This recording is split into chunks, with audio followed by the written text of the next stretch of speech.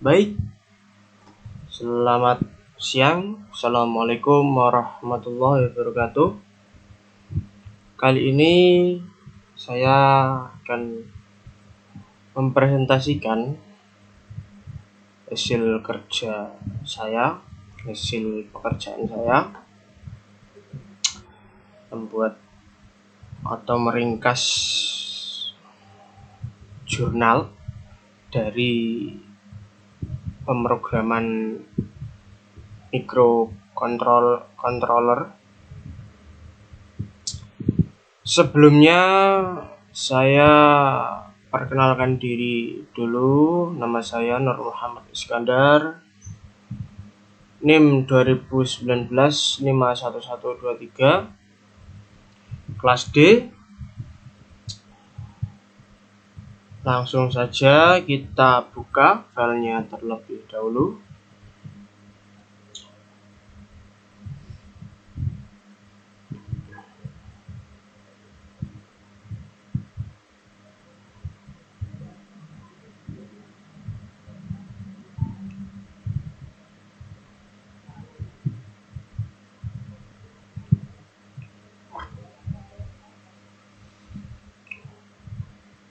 Baik, langsung saja kita bahas, kita kulik, kita pelajari, kita ringkas.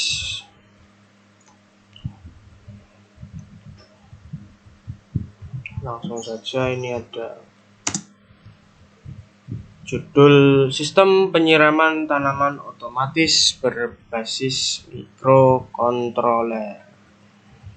Ini nama saya, NIM, kelas, dan ini ada pembahasan ringkasan materi.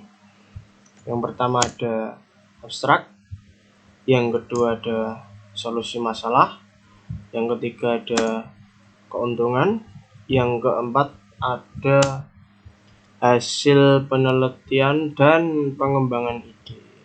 Yang pertama dulu kita ke abstrak.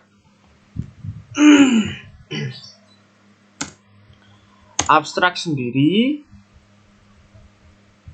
penjelasan atau ringkasannya, penyiraman tanaman adalah praktik budaya yang paling penting dan salah satu tugas padat karya dalam operasi rumah kaca sehari-hari. Mengetahui kapan dan berapa banyak air adalah dua jenis penting dari proses penyiraman. Untuk membuat tukang kebun bekerja dengan mudah, sistem penyiraman tanaman otomatis dibuat. Ada berbagai jenis yang menggunakan sistem penyiraman otomatis, yaitu dengan menggunakan sistem sprinkle. Yang kedua ada sistem tabung, yang ketiga ada sistem nozzle dan sistem lainnya. Itu bisa dilihat, bisa dicari di Google banyak atau di referensi lainnya. Saya lanjutkan. Sistem ini menggunakan sistem penyiraman karena dapat menyiram tanaman yang terletak di pot. Proyek ini menggunakan papan Arduino yang terdiri dari Atmega 328 microcontroller. Hal ini juga diprogram sedemikian rupa sehingga akan merasakan tingkat kelembapan tanaman dan memasak air bila diperlukan. Berikut ada jenis sistem ini sering digunakan untuk perawatan tanaman umum sebagai bagian dari merawat kebun kecil dan besar seperti di sawah itu yang perkebunan besar. Yang kecil itu bisa tanaman di halaman rumah. Biasanya tanaman perlu disiram 2 kali sehari, pagi dan sore hari. Jadi microcontroller harus diberi kode untuk menyiram tanaman di kebun atau peternakan sekitar 2 kali sehari setiap hari. orang-orang menikmati tanaman, manfaat mereka dan perasaan yang terkait dengan memelihara mereka.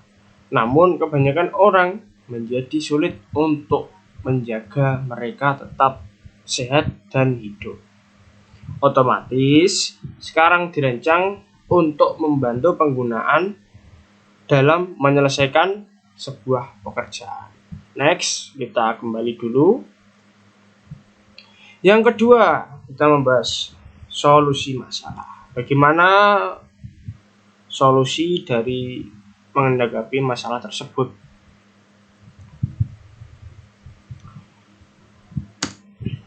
Kita ada solusi masalah. Solusi masalah sendiri, kita mempunyai sistem.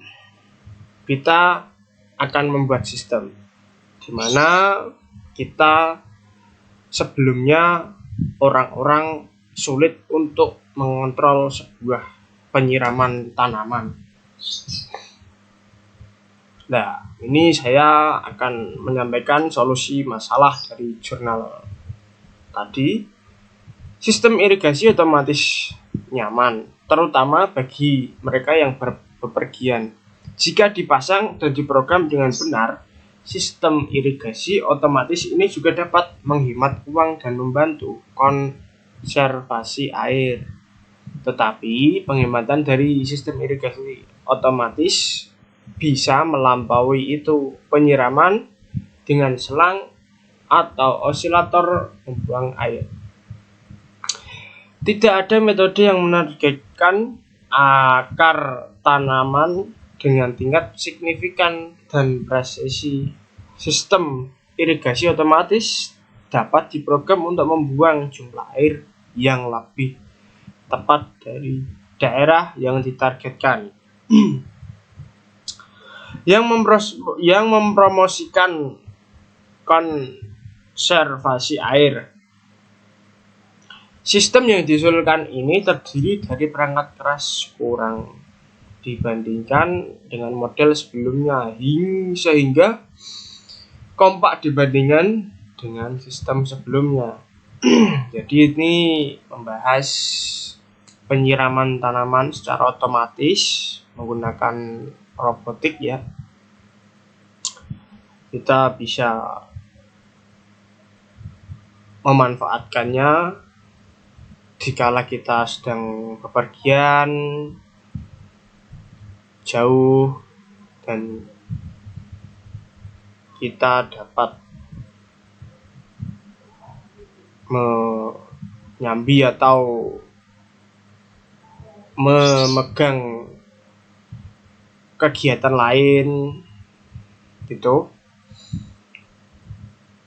Sistem ini menghemat biaya dan batang yang diusulkan ini lebih hemat dari biaya daripada sistem sebelumnya.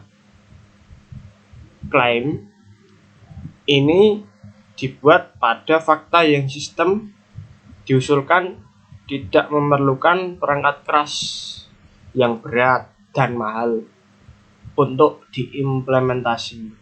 Artinya, sistem ini tidak perlu mengeluarkan biaya banyak. Kita hanya mengeluarkan biaya sesuai dengan budget kita. Oke, selanjutnya kita back dulu. Yang ketiga, ada keuntungan. Keuntungan sendiri itu adapun keuntungan dari sistem yang menjadi solusi masalah dari pembahasan perancangan sistem di atas. Satu, menghemat air. Studi kasus menunjukkan bahwa jenis sistem irigasi otomatis ini mengkonsumsi air 40-50% lebih sedikit dibandingkan dengan sistem tradisional. Artinya lebih sedikit dibandingkan kita menyiram itu bisa lebih dari 40-50% air. Oke, yang kedua, meningkatkan pertumbuhan, kondisi pertumbuhan yang ideal telah disediakan ketika sejumlah air telah diterapkan dalam jumlah besar waktu. Sehingga irigasi pintar ini memperpanjang waktu penyiraman untuk tanaman dan memberikan kondisi pertumbuhan yang ideal. Artinya kita pergi, kita tinggal, dengan otomatis akan menyiram dengan sendirinya dan memperoleh hasil yang maksimal. Baik, yang ketiga, hemat waktu. Dalam sprinkle ini bergerak dan pengaturan tidak diperlukan sehingga menghemat waktu dan timer penundaan sesuai kondisi. Lingkungan dapat ditambah untuk penyiraman otomatis. Oke, yang keempat, mudah beradaptasi. Sistem irigasi pintar ini dapat disesuaikan dan dimodifikasi sesuai dengan lingkungan yang berubah. Oke, yang terakhir, metode sederhana. Metode sederhana sangat mudah untuk mengoperasikannya. Dimulai dengan merancang peta tanaman Anda dan menandai lokasi penanaman. Kemudian jarak yang diperlukan diukur untuk panjang tabung plastik sehingga area yang diinginkan dapat dijangkau. Baik, kita break dulu. Yang terakhir ini ada hasil penelitian dari sebuah jurnal yang saya ringkas, yang saya pahami. Ada hasil penelitian dan pengembangan ide. Hasil penelitian sendiri itu dengan demikian Arduino based automatic plant watering system telah dirancang dan diuji dengan sukses. Ini telah dikembangkan oleh fitur terintegrasi dari semua komponen perangkat keras yang digunakan. Kehadiran setiap modul telah beralasan dan ditempatkan dengan hati-hati sehingga berkontribusi pada kerja terbaik dari unit. Dengan demikian, Arduino based automatic plant watering system telah dirancang dan diuji dengan sukses. Sistem ini telah diuji untuk berfungsi secara otomatis. Jadi ini penelitian memberikan kesimpulan bahwa sistem yang dibuat itu sudah berhasil dan membuahkan hasil untuk penggunanya, untuk membuatnya. Sensor kelembapan mengukur tingkat kelembapan air konten dari tanaman yang berbeda. Jika tingkat kelembapan ditemukan berada di bawah tingkat yang diinginkan, sensor kelembapan mengirimkan sinyal ke papan Arduino yang memicu pompa air untuk menyalakan dan memasuk air ke tanaman masing-masing menggunakan rotating platform atau sprinkle. Secara otomatis dapat memberikan kode atau memberikan sinyal nanti ketika tingkat kelembapan yang diinginkan tercapai, sehingga berhenti dengan sendirinya dan pompa air dimatikan. Sedemikian fungsi seluruh sistem telah diuji secara menyeluruh dan dikatakan berfungsi dengan sukses. Baik, kita ada pengembangan ide. Ini bisa menambahkan bagaimana caranya kita untuk berpikir lebih lanjut dan mengembangkan sistem atau robot yang digunakan untuk menyiram tanaman.